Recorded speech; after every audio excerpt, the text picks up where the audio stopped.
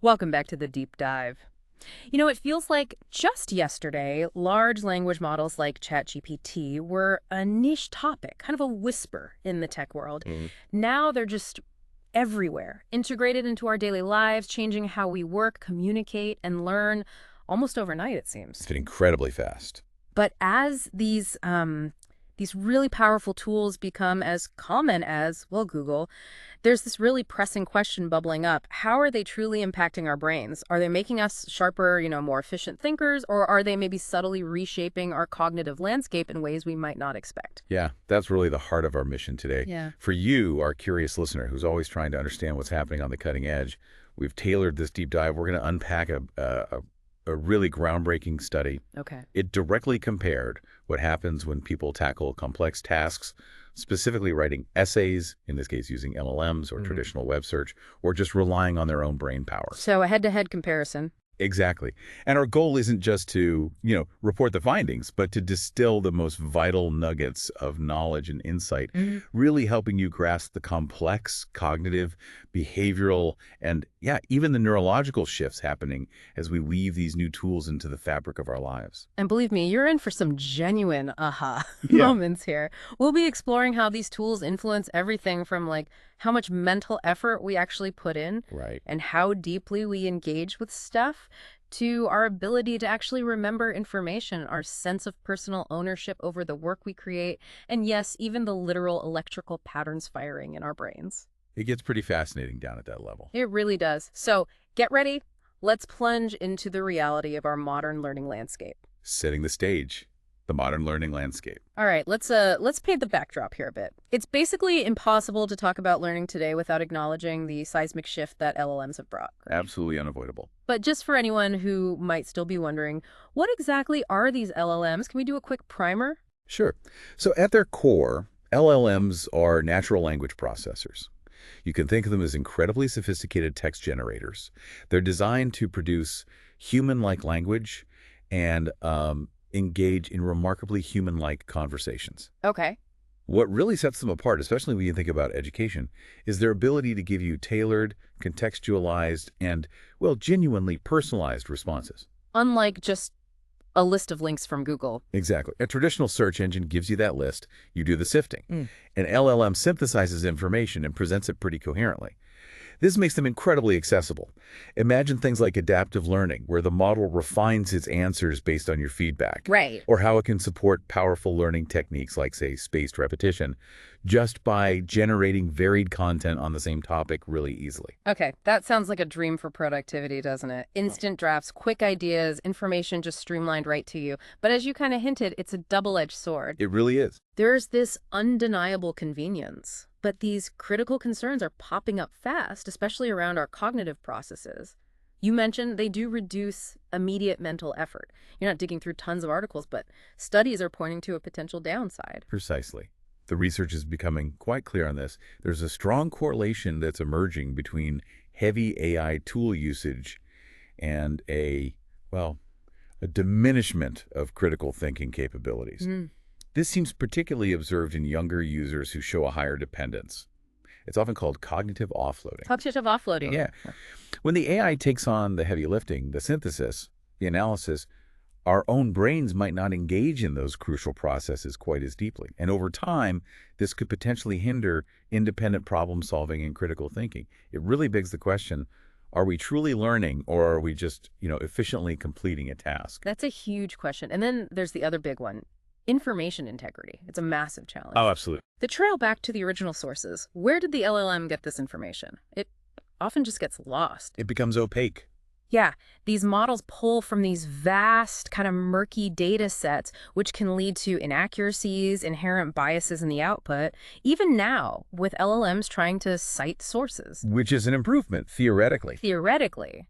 But we still see these hallucinated references, citations that are just made up, or they point to papers that don't actually support the claim. You get this perfectly formatted reference, but it's a dead end. Or worse, it's actually misleading you. And this feeds directly into how deeply we learn, or perhaps don't learn. The instant availability of answers can, unfortunately, foster a kind of passive consumption of information. Just taking it in without wrestling with it. Exactly. If you don't have to actively seek, evaluate, and synthesize yourself, You might just engage superficially, which in turn weakens critical thinking, inhibits deep understanding, and crucially lessens long-term memory formation. Makes sense. It's like getting a cognitive workout that's just less intense. And that reduced workout can affect decision-making, maybe even encourage procrastination, because the task feels so deceptively easy. So it's not just about what information you get, but how you're engaging with it.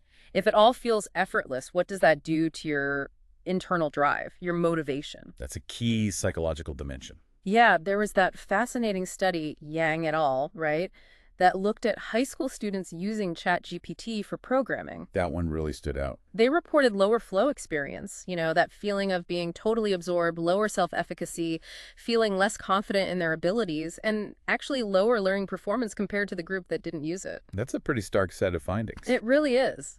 And maybe even more concerning, the study noted that students who already had lower academic self-efficacy, the ones already doubting their skills, they were more likely to lean on the AI. Which sets up a potentially problematic cycle. Right. Potentially prioritizing getting the answer from the AI right now over actually developing their own skills for the long term. It creates this challenging feedback loop, doesn't it? If you lack confidence, you lean on the AI, but that very reliance might then prevent you from building the skills that would give you that confidence in the first place. Exactly. It raises a really important question for educators, for learners, for all of us. Are we inadvertently cultivating a dependency that undermines the whole point of education, which is really about empowering independent thought and skill mastery?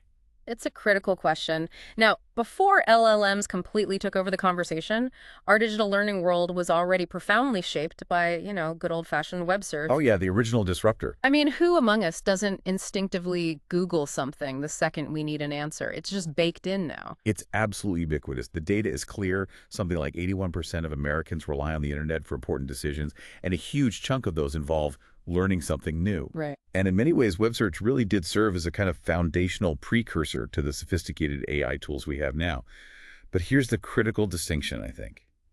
Web search, for all its convenience, still demanded pretty substantial cognitive effort from the user. That's a really vital point to underscore. Successful web searching isn't just typing words into a box. Not at all. It requires domain knowledge, right? So you can actually filter the noise and figure out what's relevant. It demands self-regulation to keep you focused when there are a million distractions on the page. Ads, links, related articles. Exactly. And it calls for strategic behaviors, refining your queries, navigating information efficiently. People with strong domain knowledge, for instance, they're just much better at turning that huge ocean of web data into something coherent and actionable. And this is precisely where that search as learning, or SL, framework fits in. SL, right? SL basically envisions web searching not just as finding information, but as an active learning process. It demands iterative query formulation, meaning you keep tweaking your searches as you learn more. It requires critical evaluation of all those results you get, the ability to synthesize stuff from diverse sources, all while actively trying to manage potential distractions. This isn't passive. It forces you to engage higher-order cognitive processes. You're actively constructing your knowledge, not just receiving it. But even with that active engagement of SL, there's still that downside we often hear about, the Google effect. Ah yes, the Google effect. Despite its potential to foster active learning, the way web search works, it's nonlinear, often fragmented. It can quickly lead to cognitive overload, right? Definitely. You're juggling multiple tabs, cross-referencing, evaluating source credibility. Trying to piece it all together. And critically, studies do show that accessing information via web search tends to diminish your actual recall of the information itself. Instead, you get really good at remembering where to find it again. The path, not the destination. That's a key observation, yeah. This reliance on external memory systems, knowing the path to the info, rather than having the info truly embedded in your own mind, can unfortunately discourage that deeper cognitive processing and long-term knowledge retention. So it's super efficient for finding a fact right now. Incredibly efficient for that. But maybe less effective for truly integrating that fact into your existing knowledge, making it stick for the long haul. That seems to be the trade-off. Okay, all of this really brings us to a fundamental concept for understanding how our brains deal with any digital environment. Cognitive load. Yes, crucial concept. What exactly is cognitive load, and why is understanding it so important for this whole discussion? So cognitive load, simply put, is the total amount of mental effort being used in your working memory at any given time. And there are three distinct types, each playing a different role in learning. Okay, three types. First, there's extraneous cognitive load, or ECL. This is the mental burden from elements that are totally irrelevant to the actual learning task. Think pop-up ads, confusing website layouts, off-topic articles you stumble upon. They demand attention, but don't help you learn. Got it. The useless clutter. Pretty much. Then there's the inherent complexity of the material itself. The stuff that's just hard. Exactly. That's intrinsic cognitive load, or ICL. This load comes from how complex the information or the task is.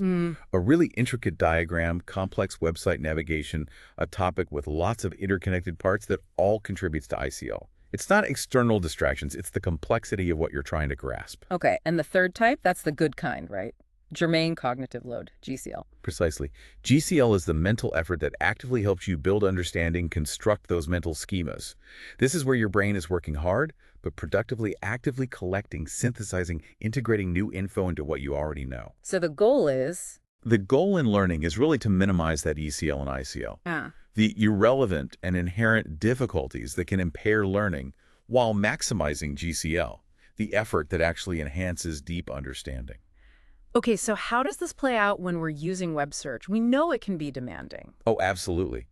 Think about formulating a good search query or judging the relevance of the results you get back. Those tasks are incredibly demanding. They heavily engage both your working memory and your long-term memory. Right. That Google effect we talked about, that's a prime example of cognitive load shifting towards an externalized memory system. Yeah. You're not trying to recall the fact, you're remembering how to find it again. Which takes effort, too. It does. And furthermore, poorly designed search result pages, the ones cluttered with ads and competing elements, they significantly increase that extraneous load, potentially overwhelming users. Even skilled searchers can face high cognitive load with bad interfaces. Things like repeatedly clicking back and forth between pages. That's a direct sign of increased cognitive strain.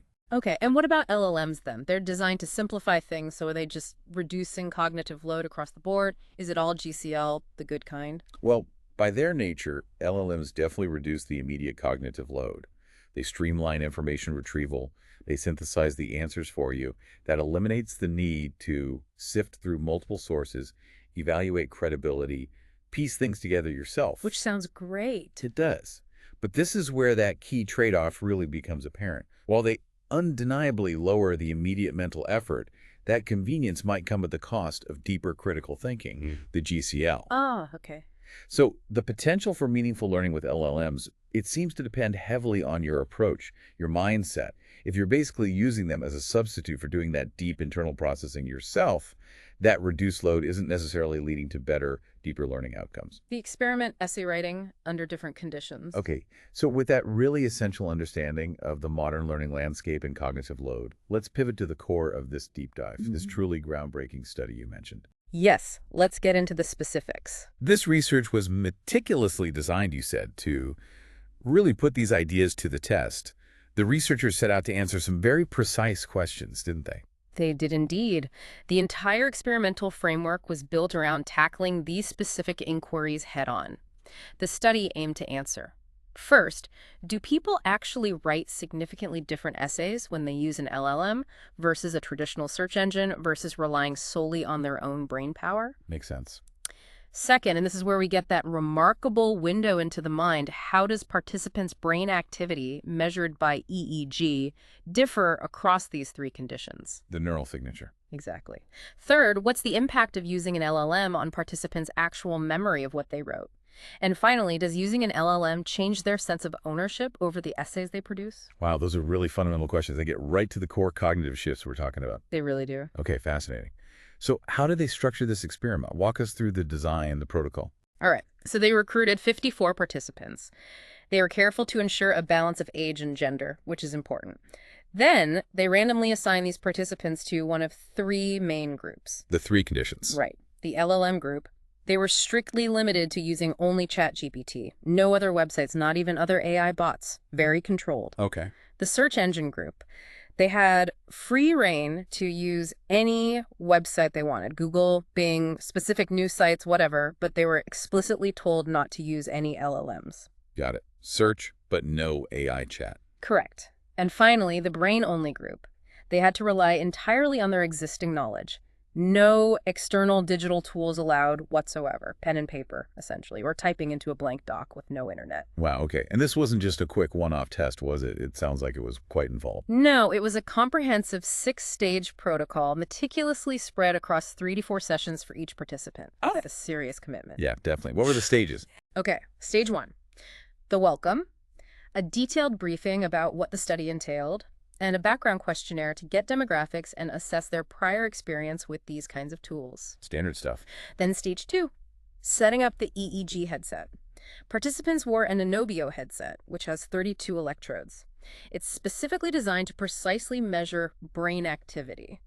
This is the tech that allows us to literally peer into the neural impact of each condition. Okay, so brains hooked up. What was next? Stage 3 was a really crucial calibration test.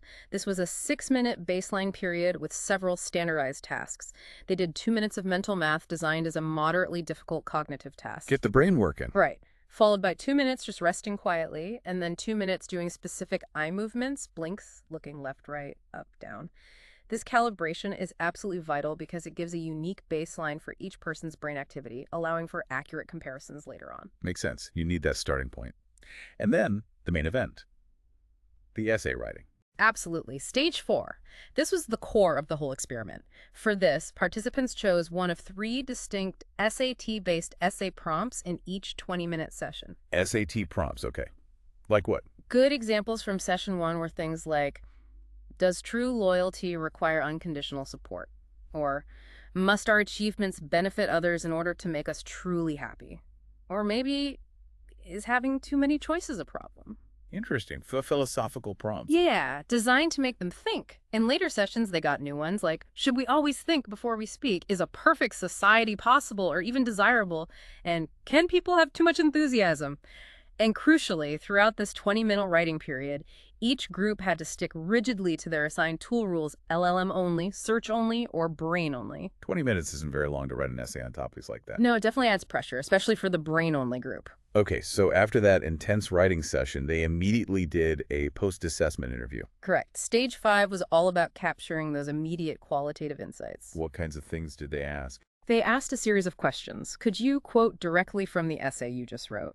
Could you summarize its main points? How did you actually use the tool, if you had one? How much of the essay truly felt like it was yours? And just generally, how satisfied were you with the process and the results? Ah, getting that subjective experience. Exactly. And finally, stage 6 was the debriefing and cleanup, making sure participants understood everything, answering questions, and meticulously storing all the data. The essays themselves, the detailed brain activity logs from the EEG, and the recordings of all those interviews. Initial behavioral insights from post-assessment interviews. Okay, so with all that rich data, collected the essays, the brain scans, the interviews, let's dig into those initial behavioral insights, particularly from those post-assessment interviews. This is where we start seeing the very human responses to using these tools, right? Absolutely. This qualitative data is incredibly revealing. First up, essay ownership. This one really jumped out at me. How much did participants feel like the essay was actually their own creation? Yeah, this was nuanced, but really telling. For the brain-only group, that sense of ownership was just overwhelmingly clear. A remarkable 16 out of the 18 participants reported full ownership. Wow. The 2 who reported partial ownership basically said it was due to drawing on prior knowledge or something they'd read before, which makes sense. Okay. However, for the search engine group, that feeling of full ownership dropped quite a bit. Only 6 out of 18 claimed full ownership. Several others reported more like partial ownership, estimating percentages, like 90% mine or 70% mine. So even just relying on search engines starts to dilute that feeling of personal creation. Right. But the LLM group, their responses sound even more complex. It certainly was more varied. Well, Now, half of the LLM participants, 9 out of 18, still claimed full ownership, interestingly. okay. But a notable 3 out of those 18 reported no ownership at all. Just flat out, that wasn't really mine. Others described it as partial, using phrases like 50-50 or maybe 70-30 aim. That's fascinating. And it immediately raises a huge question for us, doesn't it? What does it mean for learning, for internalizing knowledge when you don't feel that true ownership over what you're producing? Exactly. If that sense of personal investment, that stake in the creation, is diminished, how deeply can that information really be internalized? Does it stick? And that question about ownership seems like it links directly to memory, doesn't it? Because the study also looked at their ability to quote accurately from their own essays just minutes later. The connection was undeniable, and this finding was consistent and quite significant statistically. What did they find?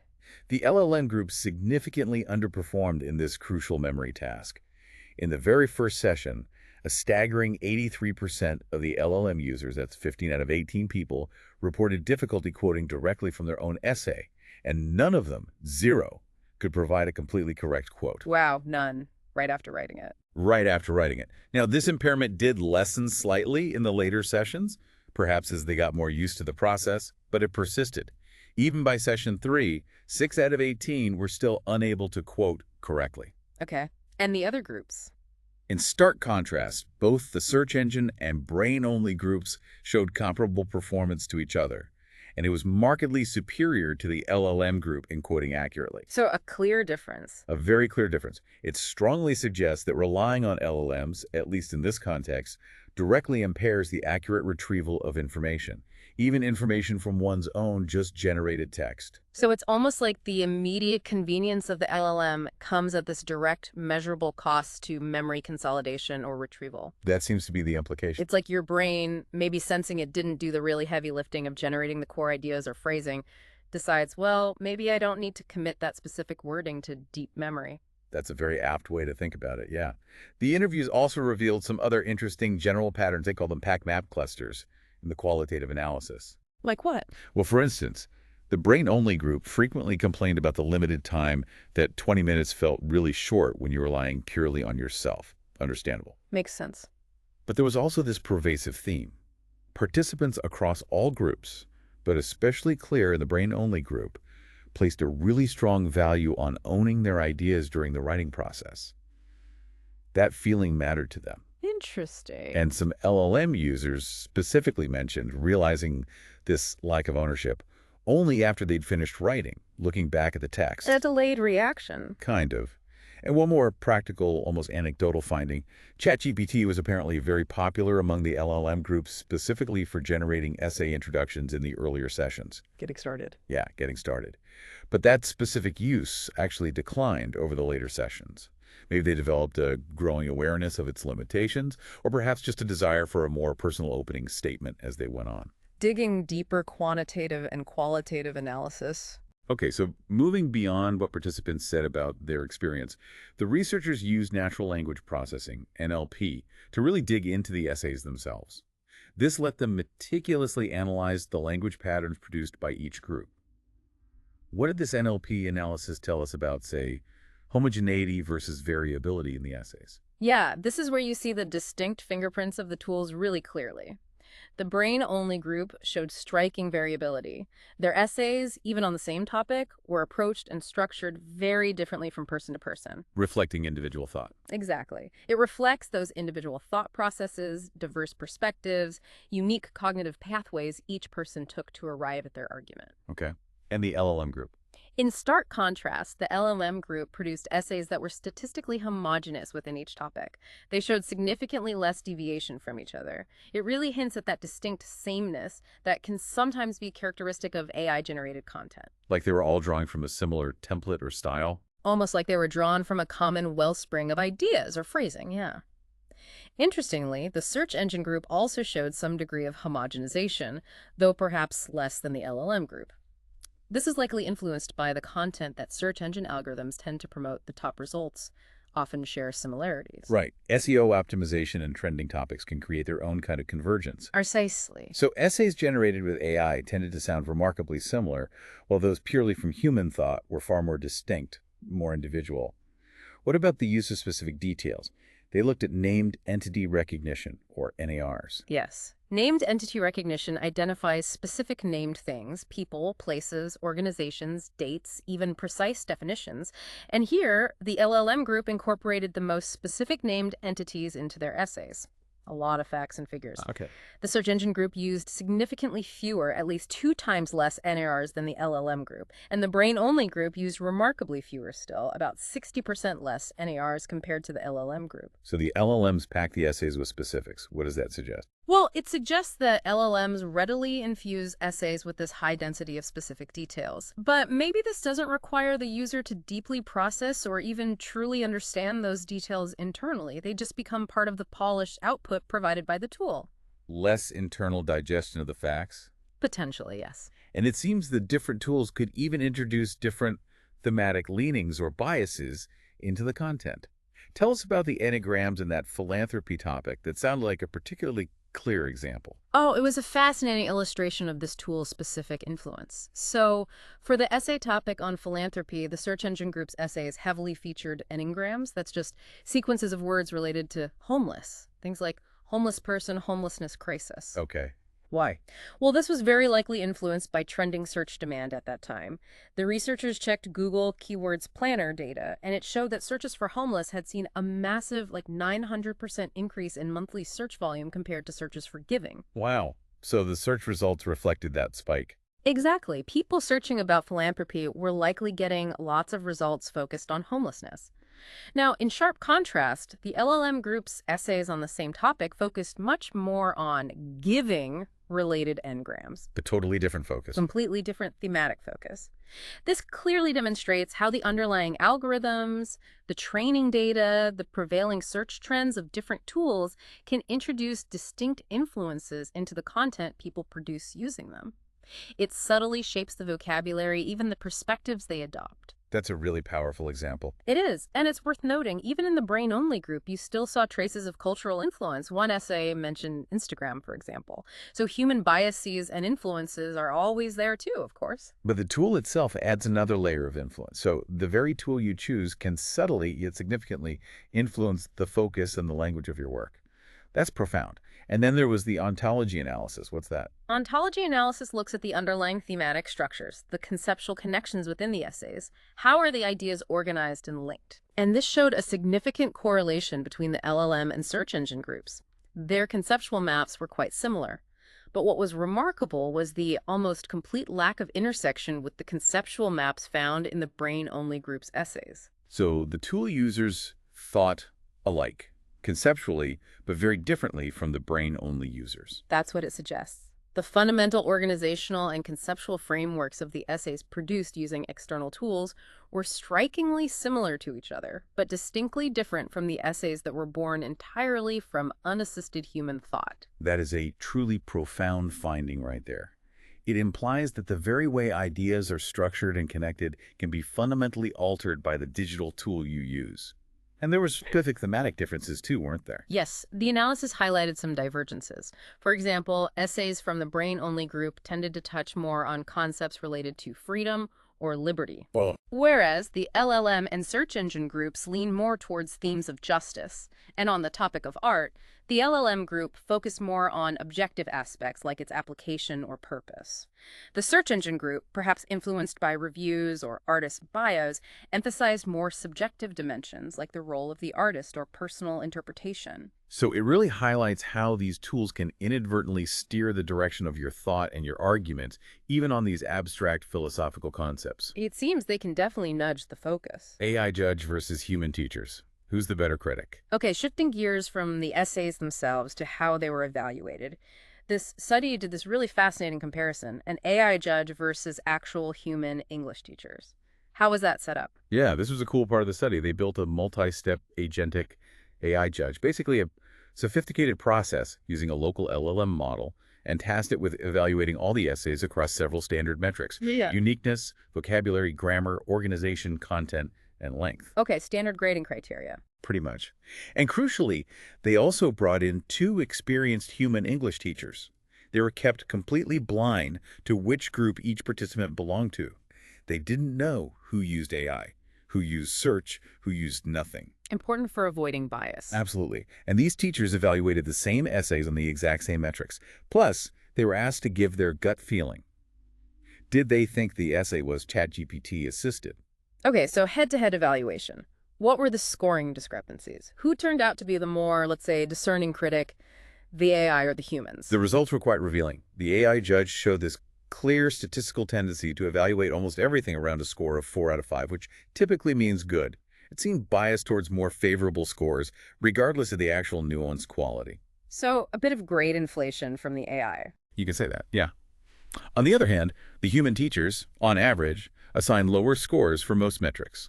Their scores generally hovered between 3 and 4, indicating more like satisfactory to good. And they were much more skeptical, particularly about uniqueness and content structure.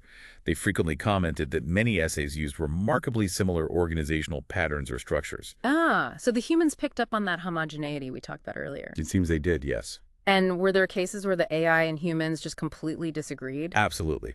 There were several instances where the AI judge would confidently assign an essay a score of 4, good, while the human teachers independently ranked the very same essay as lows of 1 or 2, poor or fair. Wow. This kind of stark disagreement really highlights a clear limitation, at least in this iteration, of the AI judge's ability to truly discern nuanced quality in the way human evaluators can. Okay. And what about detecting LLM use? Could the AI judge tell? And maybe more importantly, could the human teachers tell? This was really interesting. The AI judge flagged almost half of all the essays across all groups as potentially being written with LLM assistance. It seemed quite sensitive, maybe overly so. Okay. However, the human teachers, despite all their expertise in evaluating writing, reported that they could not reliably say whether LLMs were used or not. They couldn't spot the AI signature definitively? Not definitively. This is significant because it suggests that, at least for skilled human evaluators, current AI-generated text can often blend in quite well. But here's the nuance. While they couldn't say this is ChatGPT, they could recognize a distinctive writing style that they associated with the LLM group, a style that seemed consistent across different topics for those participants. So they sensed a pattern, a particular voice or a lack thereof, maybe? Something like that. They just couldn't definitively attribute it to AI versus, say, just a particular student style they hadn't seen before. And that touches on something truly fascinating. The irreplaceable role of human evaluators in recognizing individual voice, individual style. You mentioned the human teachers even noted consistent styles within the same participant across sessions. Exactly. They could often connect it back to things gleaned from the writing, maybe hinting at the person's professional background or work experience. It's like identifying a unique human fingerprint in the writing. And the AI couldn't do that. No. The AI judge, even with sophisticated techniques like multi-shot fine-tuning and looking at latent space analysis, completely failed to make those kinds of individual attributions. This really reveals a crucial limitation of current AI. While it can mimic human text, sometimes very convincingly, it struggles to recognize those deep, individualized nuances of human creativity, experience, and authorship that human evaluators are uniquely equipped to perceive. It makes you wonder, right? If AI can't even reliably discern our unique writing voice, how effectively can it truly help us develop it? The brain's response, EEG results? Okay, now for the part that really gets under the hood, literally. The EEG results. This is where we get a direct look at the actual neural activity buzzing away in participants' brains. Let's start by comparing the LLM group to the brain-only group. What did the alpha band connectivity tell us? This is linked to internal attention and creativity, right? That's right.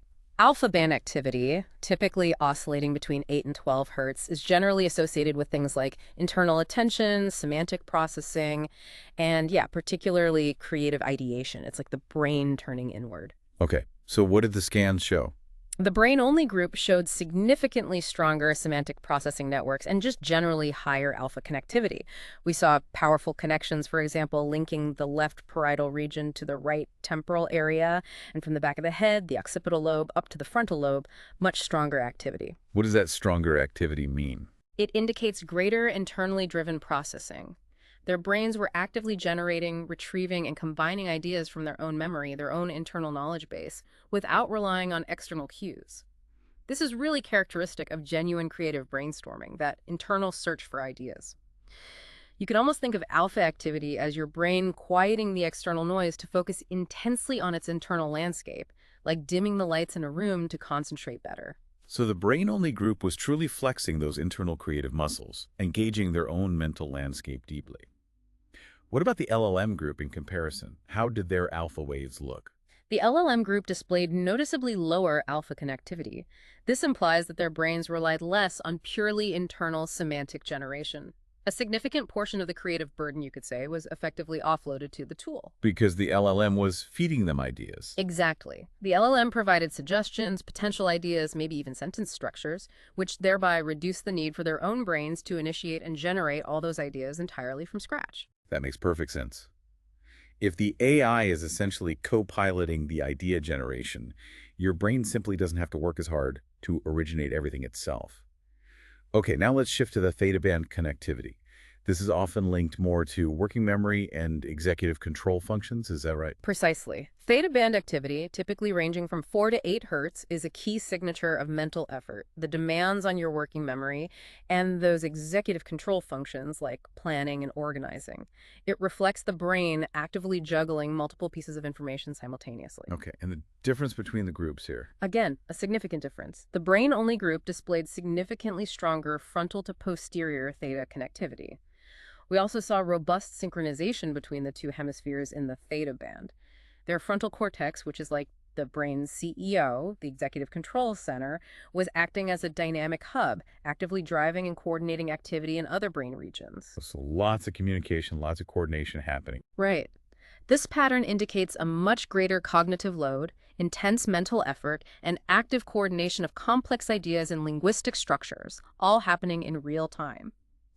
You can think of theta as the deep hum of your brain working really hard, actively juggling ideas in its short-term memory, like a high-performance computer running complex calculations. So the brain was intensely active, Yeah. really engaged in juggling information, planning, composing, all on its own. Exactly. The LLM group, on the other hand, exhibited uniformly lower theta-directed influence.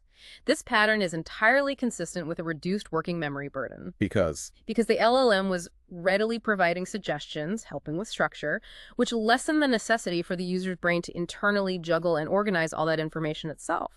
In essence, the LLM functioned as a kind of cognitive scaffold, supporting the writing process and significantly reducing the amount of active, effortful coordination required from the user's brain. Okay, so pulling these neural findings together, what's the overall summary when you compare the LLM group directly to the brain-only group in terms of their brain activity patterns?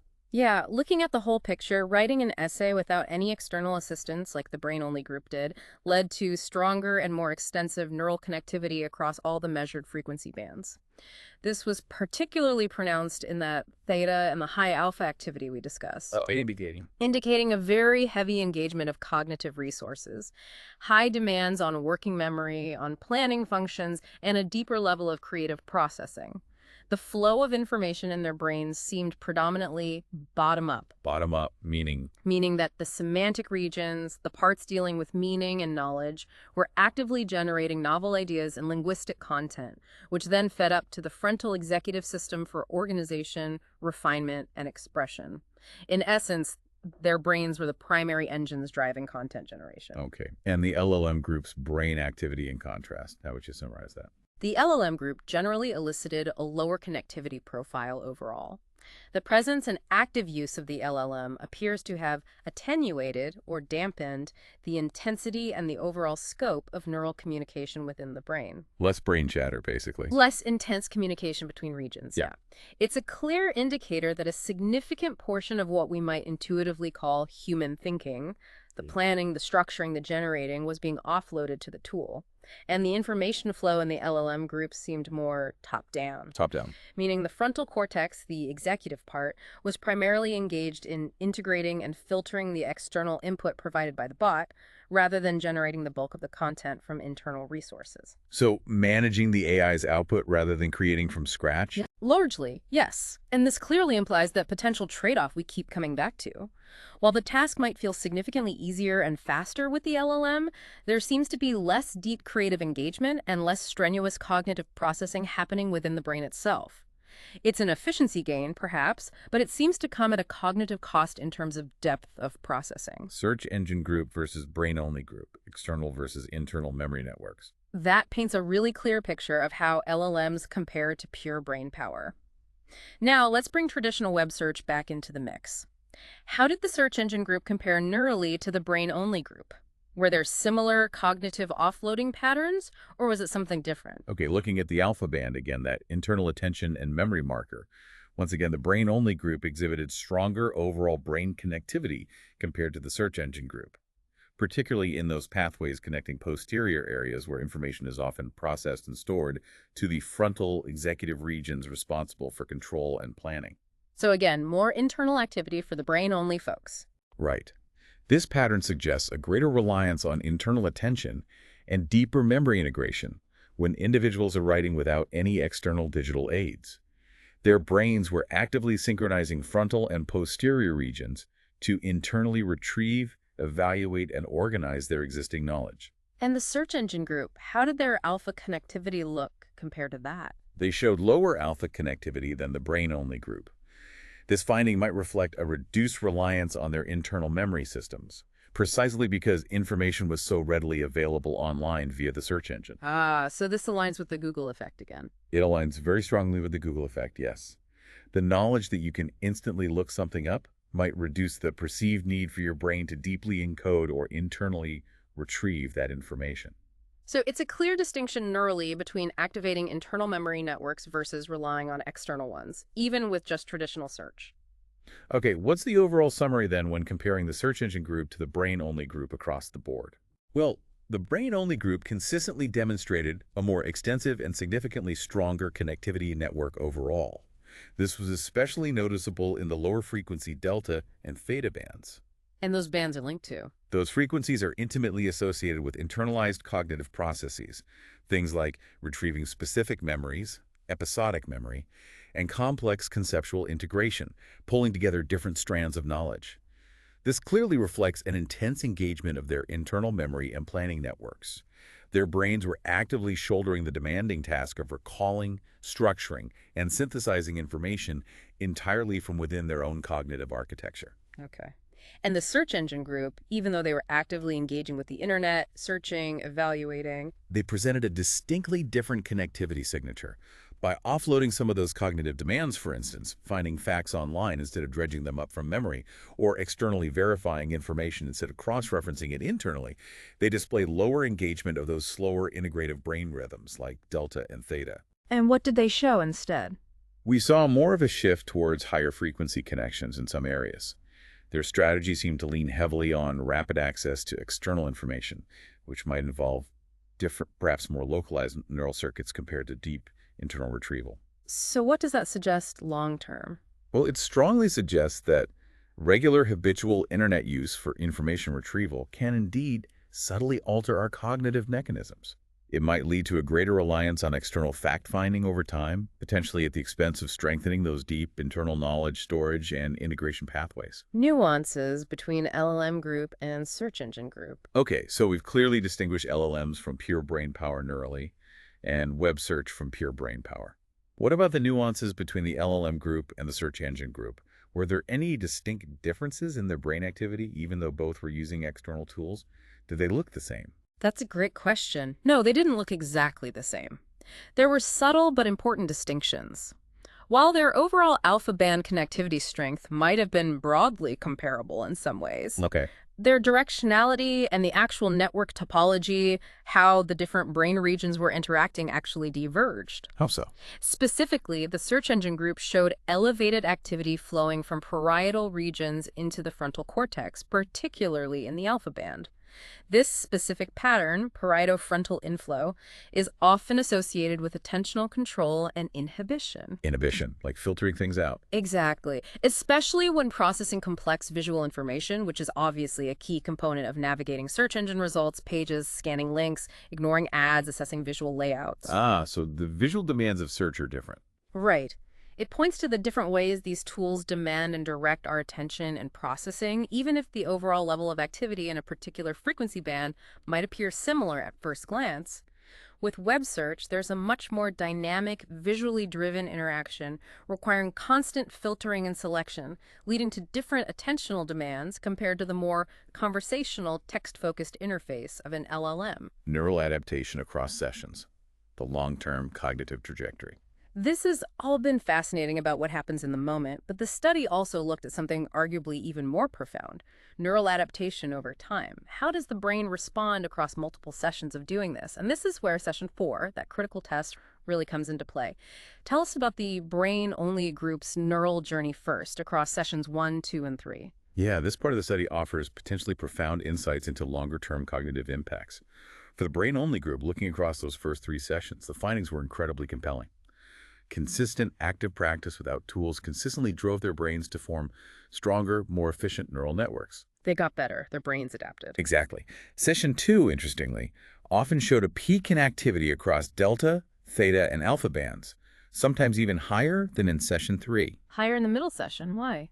It likely signifies this kind of surge in neural effort.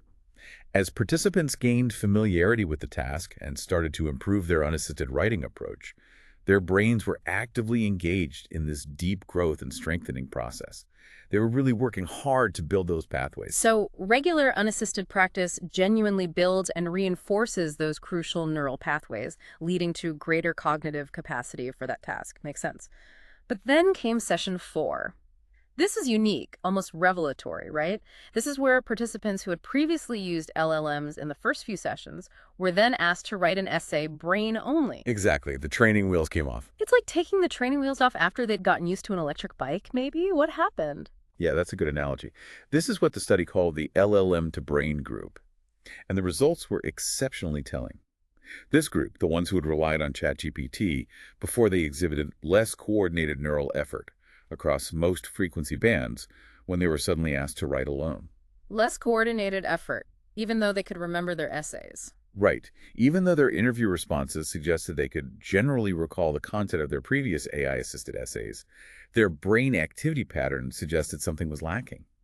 It suggests that while they might have absorbed factual content or competency via the AI assistants, they did so without fully engaging the underlying cognitive work required for deep conceptual processing and, crucially, independent strategy development. Their brains weren't as primed or trained for that solo flight. That seems to be the case. It wasn't just about knowing the facts, but about having built the robust neural pathways to process and structure those facts independently.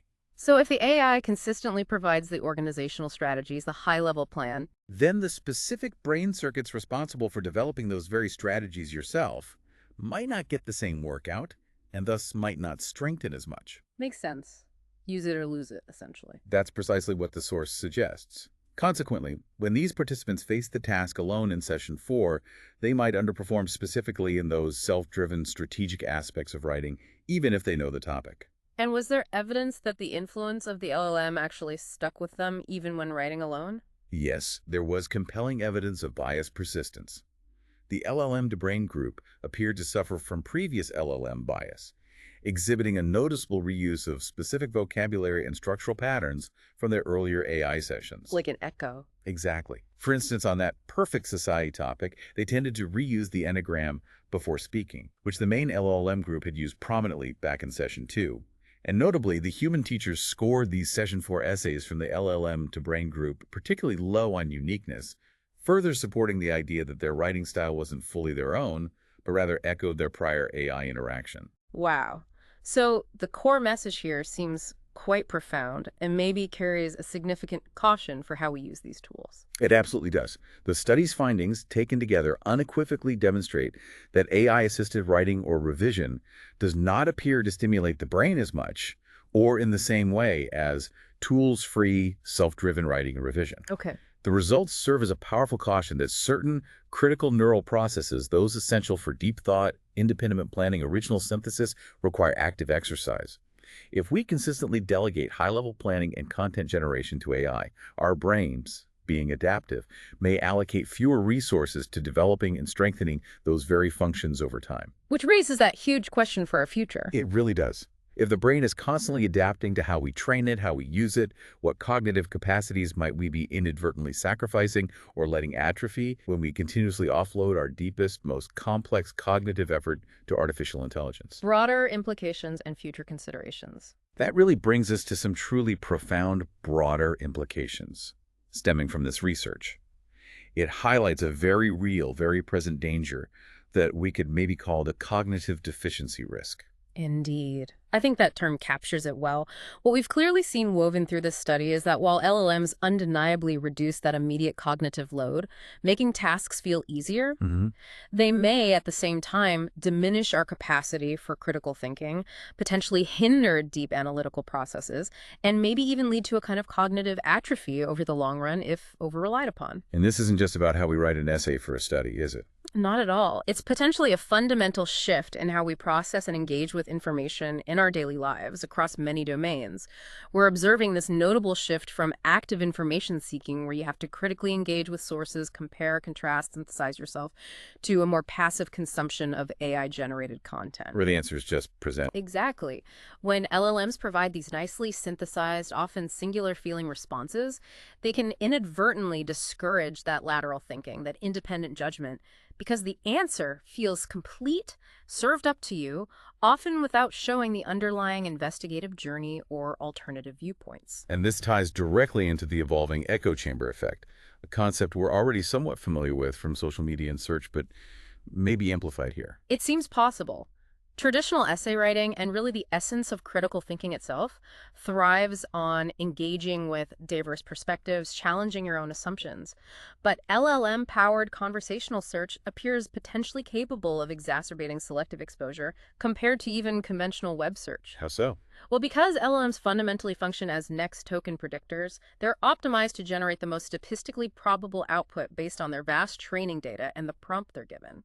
This means they are inherently inclined to provide information that seems consonant, that aligns with what they predict the user wants or expects, potentially reinforcing existing views more strongly. So it's not just you clicking on links you agree with, but the tool itself might be structured to feed you agreeable information based on its predictions about you or the topic. That's the concern, yes. It could create a far more refined, potentially more insidious echo chamber than what we might experience just scrolling through search results or social feeds. And the implications for education seem huge. Profound. This could fundamentally compromise the development of robust critical thinking skills. If you're constantly getting agreeable, synthesized answers, you might become unaware of information gaps, unaware of dissenting views or complexities. This could lead to conclusions that feel confident but are actually based on incomplete or biased evidence. And over time, that could significantly degrade academic standards and intellectual rigor. And it's crucial to remember who builds these models, right? Yeah, absolutely crucial. It's vital to acknowledge that LLM outputs are ultimately shaped by the data they were trained on, the algorithms used, and yes, the priorities and underlying structures implemented by the LLM's shareholders and developers. Those priorities are not necessarily aligned with the mandate for broad truth, intellectual diversity, or pedagogical best practices. That's a critical and often overlooked aspect of information integrity in this new AI-driven landscape. That is a really sobering thought, the unseen influences shaping the information we get. And beyond these cognitive and intellectual costs we've spent so much time discussing, there's another cost, a more tangible one, that's often overlooked: energy consumption. Yes, this is a significant practical and environmental concern that's starting to get more attention. The data emerging is pretty stark. A single LLM query appears to consume approximately 10 times more energy than a traditional web search query. 10 times, wow. Yeah, the numbers often cited are around zero point 0.3 watt hours for an LLM query versus about 0.03 watt hours for a standard search. That's a substantial difference in energy demand per interaction. And that adds up incredibly fast with billions of queries. Incredibly fast. And this increased energy consumption doesn't come without a price tag, both environmentally and economically.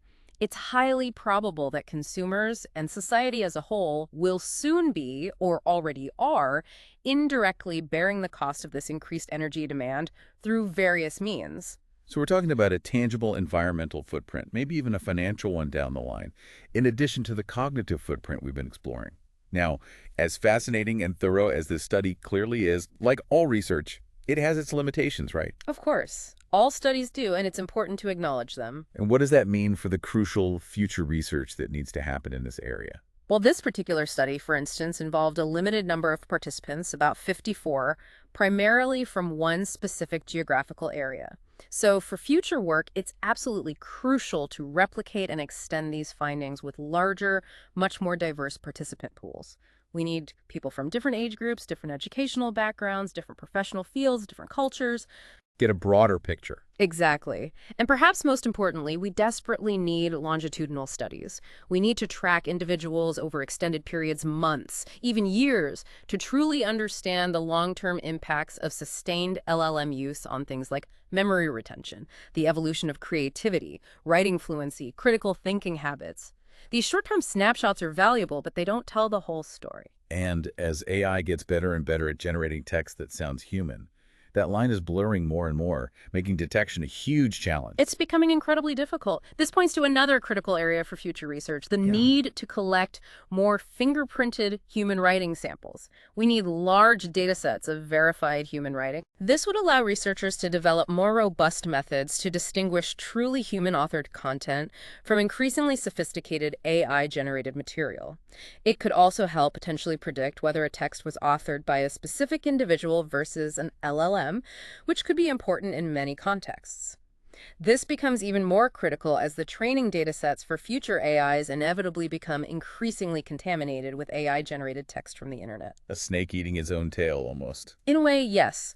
The more difficult it becomes to reliably discern the boundary between human thought and generative AI output, the more critical this ongoing research becomes for understanding our own cognitive future and maintaining standards of authorship and originality. Outro. Wow. Okay, what a journey we've taken today. We have plunged deep into this fascinating, really complex interplay between our own brains and these incredibly powerful digital tools, LLMs, and traditional search engines. It's a lot to process. It really is. Yeah. We've seen so clearly how that allure of convenience, while incredibly seductive, can indeed come with these significant cognitive costs, impacting everything from our memory, our fundamental sense of ownership over our work, our capacity for critical thinking, and yeah, even the very literal electrical activity firing away in our brains. And understanding these intricate dynamics, it isn't just some academic exercise, is it? For you listening right now, it's really about making informed, conscious choices. Choices about how you learn, how you process information, how you interact with knowledge in your own daily life. Yeah. As these tools become ever more pervasive, just woven into everything, your awareness of their profound influence becomes absolutely paramount. So here's a final thought for you to really chew on, to mull over after this. If our brains, these incredibly adaptive organs, are designed to constantly reshape themselves based on the tools we integrate into our lives, what kind of minds are we ultimately building for the future if we increasingly outsource our deepest cognitive processes to artificial intelligence? It's the billion-dollar question, isn't it? It really is. How can we intelligently harness the immense power and efficiency of AI, because it is powerful, to genuinely enhance our learning, to elevate our own capabilities, without inadvertently sacrificing those inherently human capacities? Things like deep thought, independent inquiry, creative synthesis, the very things that truly define our intellectual autonomy. Finding that balance is key. How do we use the tool without letting the tool fundamentally change the user in ways we don't intend? Exactly. So what crucial insight stands out to you from this deep dive today about how these tools are shaping our minds? We genuinely encourage you to reflect on your own digital habits, think about how you use these tools, and consider the profound implications of these findings for yourself, for education, and for society. Thanks for joining us on the Deep Dive.